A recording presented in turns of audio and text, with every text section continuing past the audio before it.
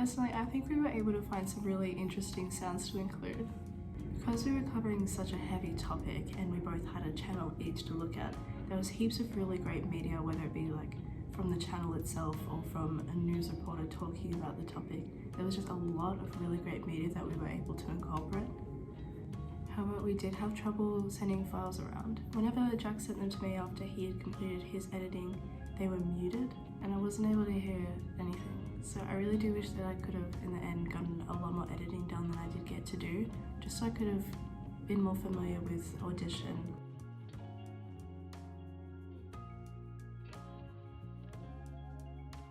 Part of the week 5 reading, researching YouTube, was the topic vlogging a YouTube celebrity, and there was a quote there.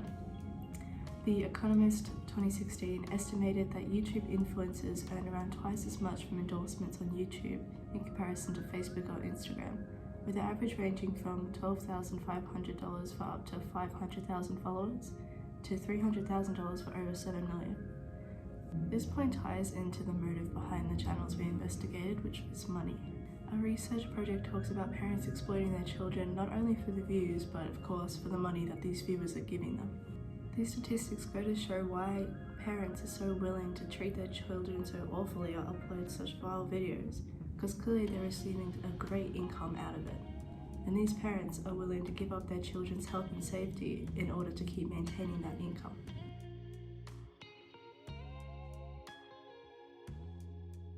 I think a really great thing about audio-based media is how you can create such an immersive environment for your listeners. In our case, we included clips of media and a news presenter introducing the Daddy of 5 channel and some of the things that they have done. And I think this really shows how serious our topic is.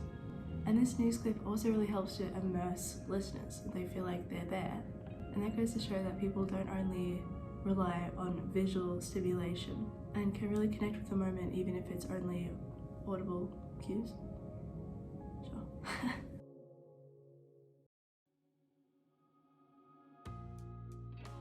Collaboration is hard, especially when it's all online. Sometimes in group work you can do everything that you need to do, you can go that extra mile, cover as much as you can, and if someone doesn't want to help and contribute, there's nothing that you can do about it.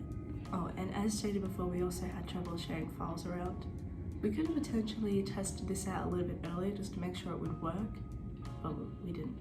And that's something that we'll have to investigate for the next group project, instead of leaving it to the final moments when it really matters. Lastly, what I learned was most important is communication.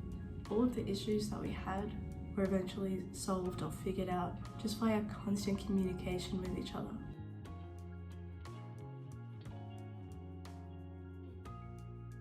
Most of our feedback was regarding the fact that Jack and I's rough cut was mostly just Jack and I talking.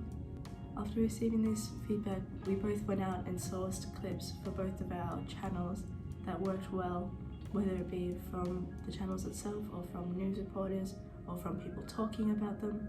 I think this really took our clips to the next level and made it a really immersive experience for listeners. Jack also noted that some of our audio levels weren't quite up to par, so to fix this, we first went into Adobe Audition and played down the levels so they were all at the same volume, and then we retouched some of the quality so some of it was better quality so it all sounded even, and then after that we added background music just to kind of mix things together. All of these steps helped to develop our piece into a more high quality piece that is easily listened to, but most importantly, it's interesting and intriguing.